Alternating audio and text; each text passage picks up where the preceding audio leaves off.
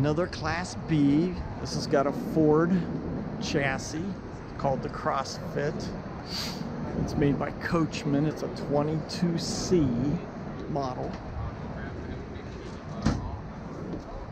They have your cab.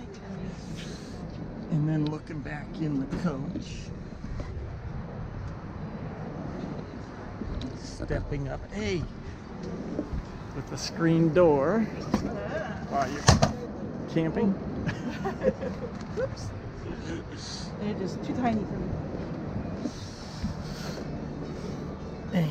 Alright, let's see what's in here. We got our wet bath shower with a curtain,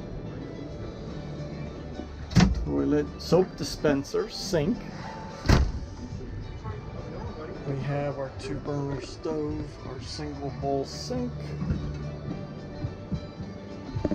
our small fridge, which is bigger than some fridges we've seen. Microwave up here.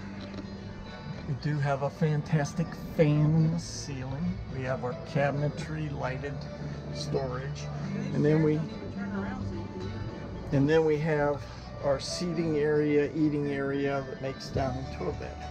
And here's our show special price for 2019 Cleveland RV Show.